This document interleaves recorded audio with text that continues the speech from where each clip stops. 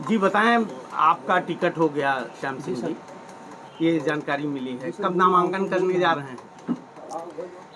देखिए, मैं बड़ा सौभाग्यशाली हूँ कि आज जो रात बीती है, 1 बजे रात को माननीय बहन जी ने मुझे टेलीफ़ोन किया और अपने आशीर्वाद से नवाजा कि आपको मैं फिर जौनपुर संसदीय क्षेत्र से पार्टी का उम्मीदवार बना रहा हूँ, अपने कागज़ वगैरह तैयार कर दो। तो मैं आज तो सुबह निकलने वाला था बाहर के लिए, लेकिन इस संयोग की बात है कि उनका टेलीफ़ोन आ गया रात को, तो मेरे सब पेपर्स वगैरह तैयार हैं।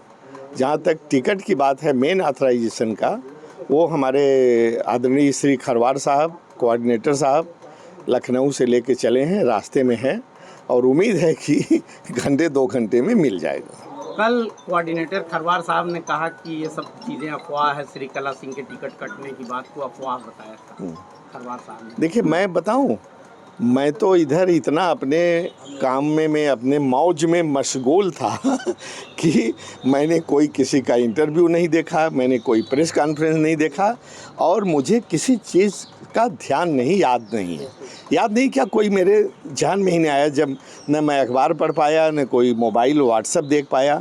तो ये तो रात को मैं सो रहा था, जल्दी सो गया था कि इसलिए आज सुबह मुझे निकलना था बाहर आउट ऑफ स्टेशन, लेकिन रात को ही 1 बजे टेलीफ़ोन आ गया।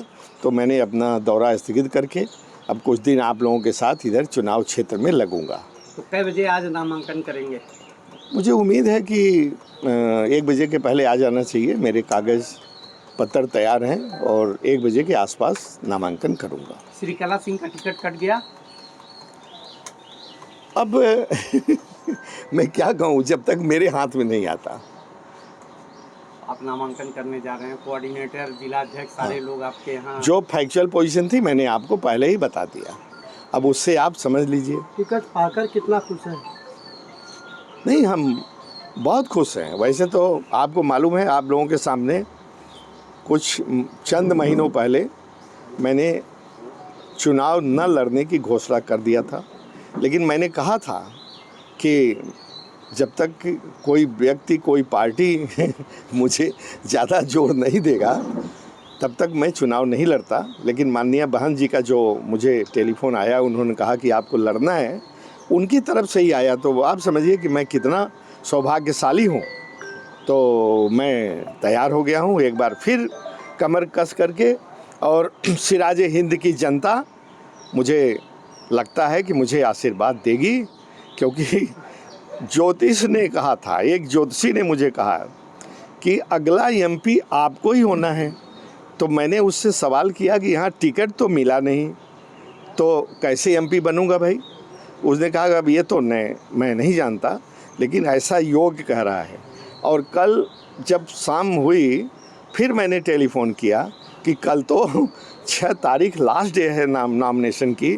बोले कि अब क्या होगा मैं नहीं कह सकता, और लेकिन 5 और 6 की रात को मुझे वो टेलीफ़ोन आ गया है, इसलिए मुझे उसकी बातों में बहुत विश्वास हो गया है। जो उसने कहा है, हमने ये भी कहा कि जौनपुर का इतिहास रहा है कि कभी एक आदमी दोबारा नहीं हुआ कंसेक्यूटिव टर्म में।